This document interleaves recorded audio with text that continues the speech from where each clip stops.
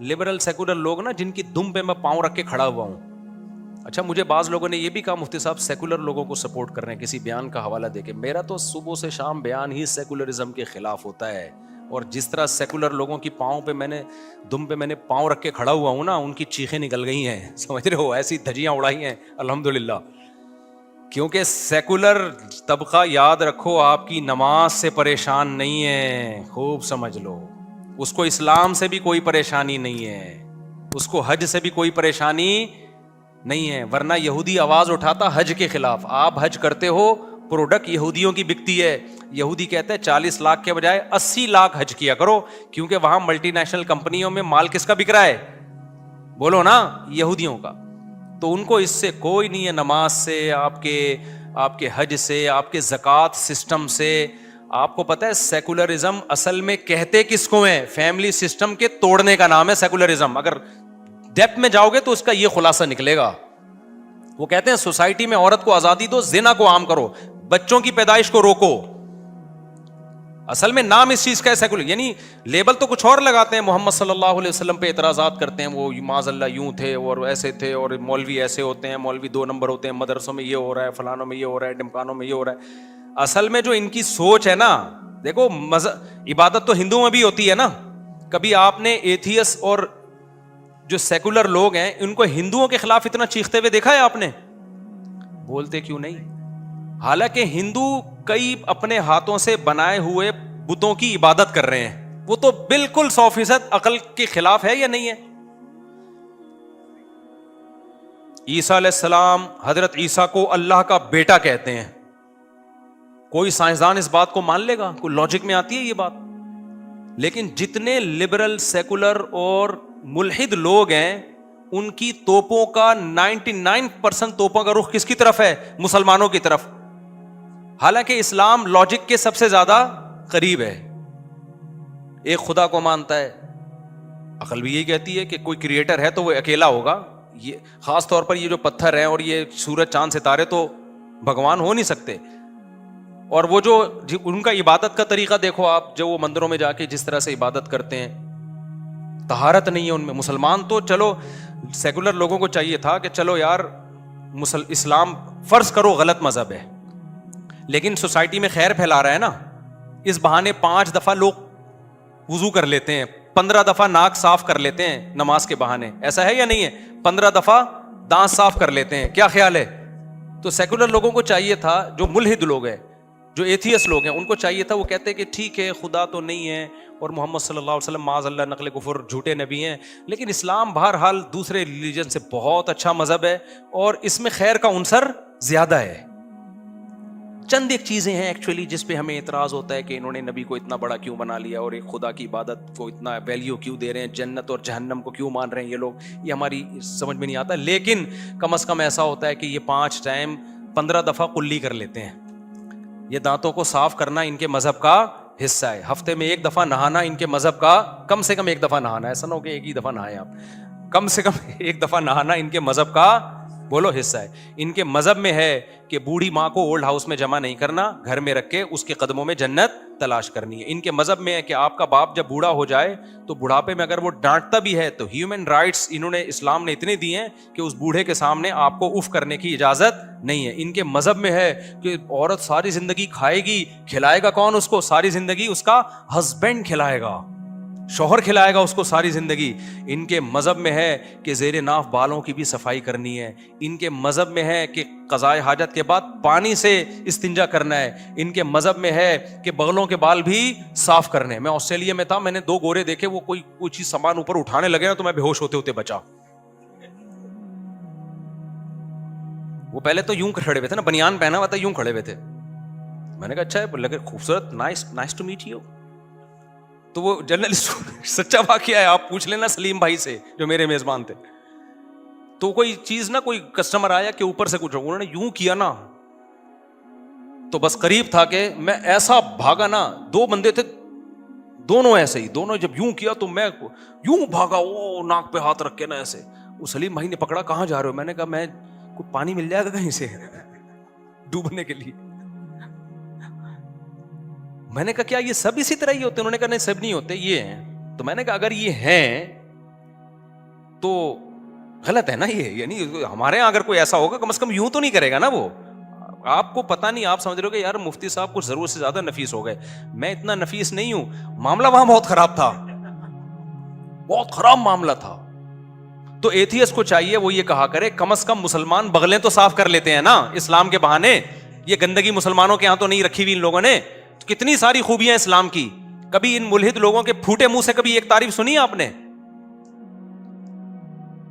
لیکن نہ یہ ہندو کے خلاف اتنا بولتے ہیں, نہ یہ عیسائیوں کے خلاف بہت زیادہ بولتے ہیں, نہ یہ. کمال کی بات یہ کہ یہ ان سیکولر اسلامک اسکالرز کے خلاف بھی بہت زیادہ نہیں بولتے, جن کے بارے میں ان کو پتا ہے کہ ان کی وجہ سے خود ہی ویسے ہی اسلام زمین میں گڑ جائے گا. کچھ اسلامک اسکالر ایسے ہیں جو کہتے ہیں ابو حنیفہ بھی ایسے تھے, فلانا بھی ایسے, ڈمگانے بھی ایسے, ان کو یہ سپورٹ کرتے ہیں.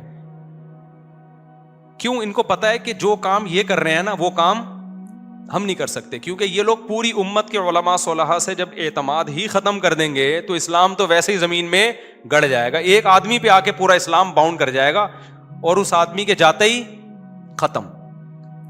تو وہ ساری پوری امت سے ہٹا کے بند گلی میں لا کے کھڑا کر دے گا لوگوں کو. اس وہاں بھی سافٹ ہلکا وہ ہاتھ رکھتے ہیں. تو یہ کیوں ہے آپ کو پتا ہے؟ یہ سیکولرزم کو نہ نماز سے, یہ جو ہماری اعتراض ہے, نہ ان کو حج پہ اعتراض ہے, نہ ان کو ہماری داڑھی پہ اعتراض ہے. داڑھی تو گورے بھی بہت سارے رکھتے ہیں. میں وہاں گیا ہوں ابھی آسٹریلیا, وہاں بعض گوروں کی میں نے اتنی بڑی بڑی, وہ جو میں نے ابھی ولاگ آیا نا ٹرین میں, کتنی بڑی داڑھی ہے نا گورے کی, اس کا کبھی مذاق اڑایا ہوگا ان میں سے کسی نے؟ سکھ کتنی بڑی بڑی داڑیاں رکھتے ہیں. ان کو پتا ہے کیا ہے جو بات میں چیخ رہا ہوں 15 سال سے, جو آپ کو سمجھانے کی کوشش کر رہا ہوں بھائی, ان کو اسلام پہ نہیں, ان کو ہمارے فیملی سسٹم پہ کیا ہے اعتراض ہے. یار یہ اتنا خوبصورت معاشرہ, ابا اماں خالہ پھپھی چچی مامی بھابیاں دیورانیاں جٹھانیاں بہنیں پوتے نواسے, پورا کلچر, اور اسپیڈ سے 16 کے بجائے 18 بچے. آپ کو نہیں پتا کہ یہ اس ان نعروں سے اور اس دعوت سے ان پہ کیا گزرتی آرے چلتے ہیں ان کے دلوں کے اوپر. سمجھتے ہو کہ نہیں سمجھتے؟ تو یہ والا اسلام حج روزے والا کسی کو اس پہ کوئی اعتراض نہیں ہے. اصل مسئلہ سارا کہاں آ کے ہوتا ہے؟ زیادہ ان کی توپوں کا رخ اس سمت میں ہے. یہ چاہتے ہیں زنا حلال ہو, سب سے پہلے بدکاری حلال ہو, بدکاری کو حلال کر دو پھر سب سیٹ ہے. کہتے ہیں ٹھیک ہے یار تہجد پڑھو. زنا حلال ہونے سے کیا ہوگا؟ عورت کا بیڑا غرق. عورت کا کیا ہو جائے گا؟ بیڑا غرق. میں نے بتایا نا آسٹریلیا میں ابھی وہ ایک واقعہ ہوا, ہمارے دوست نے بتایا کہ ایک گرل فرینڈ تھی, اس کے بوائے فرینڈ نے اس کو دبا کے استعمال کیا, ٹھیک ٹھاک خرچہ کرتا تھا, اس ٹیشو پیپر کی طرح اس کو مزے اڑانے کے بعد چھوڑ دیا. اب سیکولر لوگوں کے پاس اس کا کوئی حل ہے؟ ایسی عورتوں کا کوئی ٹھکانہ ہے؟ بولو نا, کچھ بھی نہیں ہے. ویمن رائٹس بکواس کرتے رہیں گے. بیڑا غرق کر دیا. ایسی لاکھوں عورتیں جن کا بیڑا غرق ہو چکا ہے. مرد نے استعمال کیا, کچھ خرچہ ورچہ بھی کر لیا ہوگا, ورنہ گورا خرچہ بھی نہیں کرتا. کہتا ہے اب تمہارے خرچے پہ ہی جو کچھ بھی ہوگا. تو جب اس بیچاری کو نظر انداز کر دیا تو وہ جو ٹیکسی ڈرائیور تھا نا, جو میرے دوست ہیں, ان کے پاس وہ کہیں ٹیکسی میں بیٹھی ہوگی, کہہ رہی میرے پاس کرایہ نہیں ہے. تو کہا بھائی کرایہ نہیں تو کیوں جا رہی ہو؟ اس نے کہا میرا بوائے فرینڈ نے استعمال کر کے مجھے ٹیشو پیپر کی طرح پھینک دیا ہے, پیسے بھی نہیں ہے, میں کہیں کی بھی نہیں ہوں, تو تم بھی مجھے یوز کرو, پیسے دے دیا کرو. یہ گدھے گھوڑوں والا کلچر ہے یا نہیں ہے؟ بولو نا. کہتے ہیں میرے دل میں اللہ کا خوف آیا. کون خوف لا رہا ہے؟ مذہب. سمجھ رہے ہو؟ تو سیکولر اور ایتھیس لوگوں کو تو چاہیے تھا, کہتے یار مذہب نے ایک بڑا پازیٹیو کام کیا ہے. اچھا وہ جو بندہ مجھے واقعہ سنا رہا ہے نا, وہ پٹھان, صحت مند, کنوارا, خوبصورت, اس کے پاس آپشن تھا یا نہیں تھا؟ کوئی پوچھنے والا نہیں ہے. کہہ رہے میری دل میں نا ایک دم جذبہ تو پیدا ہوا, لیکن اللہ کا خوف آیا. کیوں خوف آیا؟ وہ کہتے ہیں جب میں پاکستان سے جا رہا تھا تو میرے مدرسے کے قاری صاحب نے مجھے سمجھایا, بیٹا آسٹریلیا جا رہے ہو زنا میں مت پڑنا. وہ قاری جن کو صبح و شام لوگ برا بلا کہتے ہیں, میں مانتا ہوں کچھ برے گڑبڑ بھی ہوتے ہیں, خیر بھی ان مولویوں سے ہی پھیل رہی ہے. کہتے ہیں انہوں نے مجھے وصیت کی تھی, بیٹا اس آسٹریلیا جا رہا ہے. یہ کسی پروفیسر نے, لمس یونیورسٹی کے پروفیسر نے یا کراچی یونیورسٹی کے پروفیسر نے نصیحت نہیں کی, مولوی نے کی تھی نصیحت. کہتا ہے مجھے نصیحت یاد آئی کہ میں برائی نہیں کروں گا. پھر کیا کیا اس نے؟ نکاح کیا. کس سے؟ اپنے گاؤں کی لڑکی سے, سواس سے شادی کر کے لے گیا. یار وداؤٹ میرج رہنا یہاں بہت مشکل ہے. آپ مجھے بتاؤ, لبرل سیکولر لوگ بولیں گے کیا جا رہا تھا, اگر کر لیتا کر لیتا نا, اس کی خواہش پوری ہوتی, پیسے مل جاتے اس کو, تیرا بھی بھلا اس کا بھی بھلا. پتہ اگر وہ کر لیتا تو سوات سے لڑکی کو نکاح کر کے اپنے ہاں عزت کے ساتھ ٹھکانا نہیں دیتا, پھر وہ یہی کرتا جیسے کہ گورا کر رہا ہے. وہ اپنی کبھی کسی بھی رشتہ دار کو لے آیا, اس کے ساتھ زندگی گزار رہے, کتنی عزت ملی اس کی بیوی کو, خاندان ملا, عزت ملی, بچے ہوئے, میاں بیوی میں محبت, اور بچے عزت کے ساتھ پل رہے ہیں گھر کے اندر. تو چونکہ ان بیچاروں کو گھروں کا پتہ ہی نہیں ہے کہ مسلمان گھروں میں کیسی محبتیں ہوتی ہیں, کیسے عزت کے ساتھ وہ رہ رہے ہوتے ہیں. ہاں چند گھر ہوتے ہیں, وہ تو سب جگہ ہوتا ہے, کہیں نہ کہیں تو کچھ نہ کچھ تھوڑا بہت ہوتا ہے, اس سے کوئی فرق نہیں پڑتا, وہ تو سب کلچروں میں ہوتا ہے. پازیٹو اس کے جو مثبت فائدے ہیں وہ بہت زیادہ ہیں اس کے. تو یہ لوگ یہ چاہتے ہیں میرے بھائی کہ تمہارا خاندانی نظام تباہ کرے. دیکھو اللہ نے میرا خاندان تو آباد کر دیا الحمدللہ, اللہ نظر بس سے بچائے. اور جب میں خاندان کی باتیں کرتا تھا نا, اس وقت میرا خاندان نہیں تھا. کہیں آپ سے سمجھیں کہ مفتی صاحب ایک کام کر کے پھنس گئے ہیں تو اب اس کو سوسائٹی میں پروموٹ کرنے کی کوشش کر رہے ہیں. میرے بچپن کے دوستوں سے پوچھو, میرا تو خاندان نہیں تھا. یعنی میرا خاندان سے مراد میرے والدین کا خاندان کا تو میں پارٹ تھا نا, یعنی میرے اپنے بیوی بچے تھوڑی تھے. میں نے اس وقت یہ تحریک چلائی ہے جب میرے بیوی بچے نہیں تھے, اور میں نے کہا میں کر کے دکھاتا ہوں انشاءاللہ, اور اللہ نے آج دکھا دیا. پھینکتے رہو, بیٹھ کے پھینکتے رہو. میرے بھائی میرا ان باتوں میں قطعاً کوئی فائدہ نہیں ہے جو میں آپ سے کر رہا ہوں کہ خاندانی نظام کو بچاؤ, زنا کو سوسائٹی میں ختم کرو, نکاح کو پروموٹ کرو. یہ میرا اس میں, اور یہ جو خواتین کے حقوق کے نام پہ جو بیڑا غرق کیا جا رہا ہے, یہ میں آپ کے اور عورتوں کے فائدے کے لیے کہہ رہا ہوں. بس وہ بات کر کے میں اپنے بیان کو ختم کرتا ہوں. میں جو کہتا ہوں عدالتی خلا جو چل رہا ہے نا, جب چلی گیا اتنی تو آخری بات, اس کا نتیجہ کیا نکلے گا؟ جب یہ سوسائٹی میں یہ چیز پھیل جائے گی کہ عورت جب چاہے عدالت سے طلاق لے سکتی ہے, تو پھر پتہ ہے کیا ہوگا؟ پھر آپ اپنی بیوی کی فکر کرنا چھوڑ دو. آپ لوگ اب کہتے ہیں نا, مجھ سے کتنے لوگوں نے پوچھا مفتی صاحب آپ کے 4 گھر ہیں, اتنے بچے مر گئے تو کیا چھوڑا ان کے لیے؟ تو میں کیا کہوں گا, سگریٹ کا دھواں چھوڑا ان کے لیے میں نے. ہمارے ایک دوست سے صبح شام سگریٹ پیتے تھے وہ نا, مجھے کہتے تھے میری شادی نہیں ہو رہی. میں نے کہا نہ کرو, آپ جتنی سگریٹ آپ پی رہے ہو نا, تو دھوئیں کے علاوہ کچھ بھی برآمد نہیں ہوگا. صحیح ہے, کچھ بھی برآمد, دھواں ہی دھواں ہو گئے ہو آپ, اور وراثت میں بھی دھواں چھوڑ کے جاؤ گے آپ, تو دھواں چھوڑ کے جاؤ گے وراثت. تو مجھ سے کتنے لوگ, مجھے بھی ٹینشن فکر ایک آدمی کو ہونی چاہیے نا, یہ کہ یار بیوی بچوں. ہمارے حضرت دنیا سے بے رغبتی, ایک بالش مکان نہیں بنایا اپنے لیے, ایک بالش زمین نہیں, لیکن حضرت کو یہ فکر تھی بھائی میرے دنیا سے جانے کے بعد گھر والوں کا کیا ہوگا. تو حضرت نے آخر عمر میں گھر والوں کے لیے ایک فلیٹ خریدا کہ میرے دنیا سے جانے کے بعد ان کے پاس رہائش اور ٹھکانہ ہونا. اگر گنجائش کسی کے پاس بہت زیادہ ہونا, بہت زیادہ کا مطلب اپنی بیسک ضرورتیں پوری ہو رہی ہوں, تو پھر تو میں کہتا ہوں کہ یار اپنے بچوں کے لیے کوئی پراپرٹی چھوڑ دو. تو مجھے بھی فکر ہونی چاہیے نا, کیا خیال ہے؟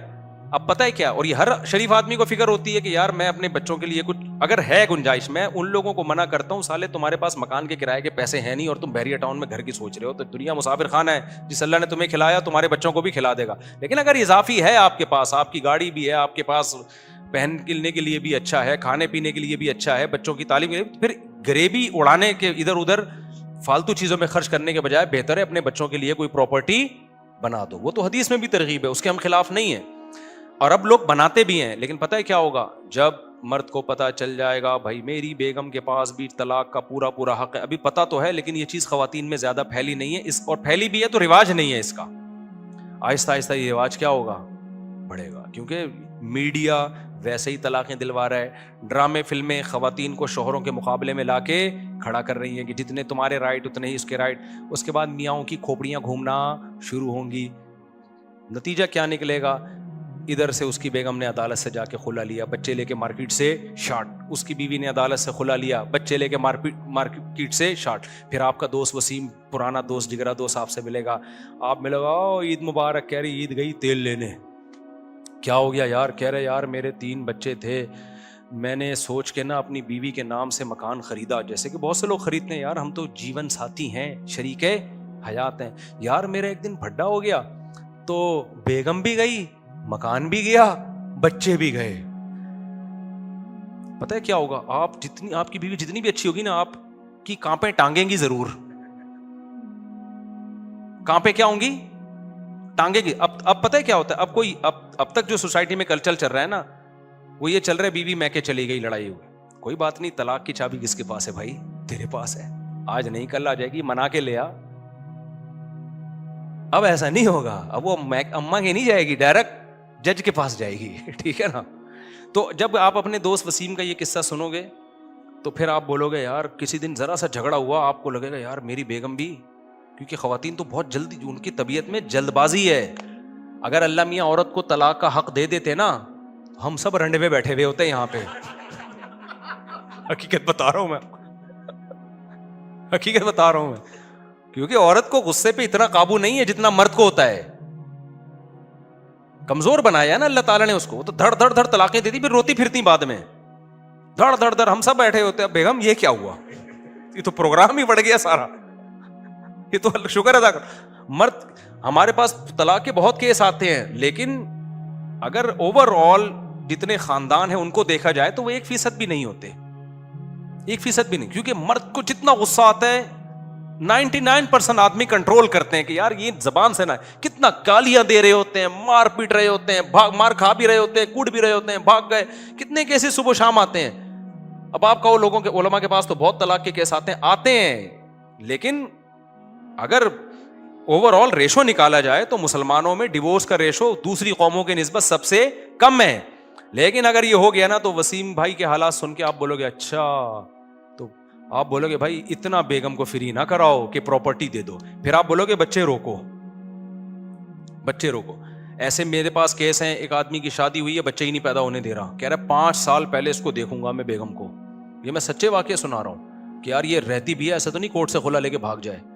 یہ باہر ملک کی بتا رہا ہوں کیونکہ وہاں رواج ہو چکا ہے نا. میں نے کہا یار تو اپنا بھی نقصان کر رہا ہے, اس کا بھی کر رہا ہے. کہہ رہا کیا کروں, اگر ایک آدھ بچہ ہو گیا یہ تو شیر ہو جائے گی, کیونکہ 18 سال تک کا بچے کا خرچہ کون اٹھائے گا؟ باپ. کہہ رہا میں خرچہ دیتا رہوں گا, بچہ میرے کسی کام کا نہیں ہے, اور 18 سال یہ میرے خلاف ورغلا بھی سکتی ہے اس کو. یہ میں وہ واقعات بتا رہا ہوں جو میں نے اپنی آنکھوں سے دیکھے ہیں. میں لمبی لمبی پھینکنے کا عادی نہیں ہوں, نہ چھوٹی پھینکنے کا نہ لمبی پھینکنے کا. یہ وہ بتا رہا ہوں جو نظر آ رہا ہے, کیونکہ ہم بند کمرے میں نہیں رہتے ہیں, ہم ٹریولنگ بھی کرتے ہیں, لوگوں سے ملتے بھی ہیں. جو مارکیٹ میں ہو رہا ہے نا میں یہ بتا رہا ہوں, اور یہ آپ کے ساتھ بھی کل ہوگا.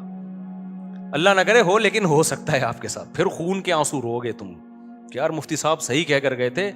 تو میں خلا پہ کہنا چھوڑ دوں گا بشرطے کہ دوسرے علماء بھی اس پہ آواز اٹھانا شروع کر دیں. جس دن انہوں نے آواز اٹھائی تو میرا ٹاپک چینج ہو جائے گا. اس طرح میں 3 طلاق پہ کہنا بھی چھوڑ دوں گا بشرطے کہ دوسرے حضرات اس پہ کہیں. میں 4 شادیوں پہ کہنا بھی چھوڑ دوں گا. دوسرے بولنا شروع تو کریں نا, کوئی بول ہی نہیں رہا نا, تو میں کیا کروں بھائی, تو مجھے ہی اکیلے کو بولنا پڑ رہا ہے معذرت کے ساتھ. تو آپ لوگ اپنے خرچے پہ اپنا خیال رکھیے گا, اور اپنی اپنی بیگموں کو پکڑ کے رکھیں آپ لوگ, صحیح ہے نا. پراپرٹی دیں بیگم کو. مجھے امید ہے آپ لوگوں میں سے کسی کی بیگم نہیں بھاگے گی. لیکن آگے کیا ہوگا, میں ایک واقعہ سنا کے بیان ختم کرتا ہوں. ڈاکٹر عبدالحی صاحب رحمۃ اللہ علیہ تھے, یا مولانا عاشق الہی صاحب رحمۃ اللہ علیہ تھے. جب امریکہ گئے, وہاں ان کا بیان ہوا, تو انہوں نے جب وہاں ماحول دیکھا نا کہ کیسے اسکولوں میں بچوں کو, وہ امریکہ میں اتنا خراب ماحول میرا خیال ہے نہیں ہے, یہ یورپ میں زیادہ ہے. یورپ کا سفر تھا شاید ان کا, تو مجھے کسی بندے نے بتایا, پتہ نہیں امریکہ کا تھا یورپ کا تھا, مجھے پورا یاد نہیں رہا. اس نے بتایا کہ بھائی, انہوں نے بتایا کہ دیکھو تم جو ہے نا, تمہارے لیے اپنے دین پہ قائم رہنا یہاں بہت مشکل ہے, اور لیکن میں امید کرتا ہوں تمہاری موت ایمان پہ ہوگی. تم اسلام پہ کمپرومائز نہیں کرو گے. تم کسی زنا میں پڑ گئے, شراب میں پڑ گئے, اس کا خطرہ ہے, لیکن میں تمہارے بارے میں یہ گارنٹی سے کہہ سکتا ہوں کہ تم مسلمان مرو گے, اتنے خراب نہیں ہوگے کہ اسلام کو چھوڑ دو. کا آگے جو تمہاری اولاد ہوگی نا, جو اس ماحول میں پیدا ہو رہی ہے, اور یہ گوروں کے اسکولوں میں پڑھ رہی ہے, انہی کے ساتھ رہ رہی ہے, ان کے بارے میں 50% بچوں کے بارے میں یقین سے کہہ سکتا ہوں کہ وہ ملحد ہو جائیں گے. اور فرمایا کہ آگے جو ان کی نسل ہوگی ان کے بارے میں 100% کہہ سکتا ہوں کہ وہ سارے کافر ہوں گے. میں نے آسٹریلیا میں یہ اب جا کے دیکھا ہے. جن لوگوں نے آسٹریلیا میں 100 سال پہلے مسجدیں بنائی تھی نا, جب وہاں مسجدیں نہیں ہوتی تھی, مسجدوں کی بنیادیں رکھی, ان کی اولادیں کافر ہو چکی ہیں. میں ملا بھی ان کی اولادوں سے, ملحد ہیں, ایتھیسٹ ہیں وہ. ہاں اب الحمدللہ وہاں علماء محنت کر رہے ہیں, دینی مدرسے بن رہے ہیں. میں یہ نہیں کہہ رہا جو وہاں رہ رہے ہیں بھاگ کے چلے جائیں. اب تو مسلمان بھی اتنی بڑی تعداد میں ہو گئے ہیں کہ پوری کالونی ایسی لگتا ہے کہ یہ کوئی مسلمانوں کا علاقہ ہے. وہ آپ خود فیصلہ کریں وہاں رہنا ہے نہیں رہنا, اس میں دونوں طرح کے حالات ہیں وہاں پہ. لیکن اس وقت کے جو انہوں نے پیش گوئی کی تھی اس کے حساب سے تو بالکل ایسا ہی ہو گیا, اللہ ماشاء اللہ کسی کو اللہ نے بچایا. تو خوب سمجھ لو یہ جو عدالتی خلا چل رہا ہے نا مارکیٹ میں, اس کے سائڈ افیکٹ آج جو ہوں گے نا وہ 5 سے 6% ہوں گے, جو آنا شروع ہو گئے. جو 5 بچوں کی بیگم نہیں خلا لے کے مارکیٹ سے شارٹ ہو رہی ہیں, ابھی آنا شروع ہو گئے ہیں. لیکن آپ کی اولادوں میں بہت بڑی تباہی آنے والی اگلی نسل میں, اور اس کے بعد جو نسل پیدا ہوگی اس میں اور گوروں میں کوئی زیادہ فرق نہیں ہوگا. سمجھ رہے ہو, اس میں اور گوروں میں, گوروں کے ہاں بیوی اور گرل فرینڈ سیم رشتہ ہے, کوئی فرق نہیں ہے. تو آپ کے ہاں بھی یہی ہوگا, بیوی ساس سسر, پروگرام سارا کیا ہو جائے گا, ختم. گدے گھوڑوں والی زندگی ہوگی. اس سوسائٹی کے مثبت چیزوں کو دیکھ رہے ہیں, جو اتنی بڑی نیگیٹیوٹی اس سوسائٹی میں آ گئی جس سے گورا خود پریشان ہے, وہ آپ کو نظر نہیں آ رہا, تو وہ آپ کا وہ سارا سیٹ اپ خراب ہو جائے گا. اس لیے میں اتنا چیخ رہا ہوں. اس سلسلے میں آج میں آپ سے ملاقات کے لیے حاضر ہوا.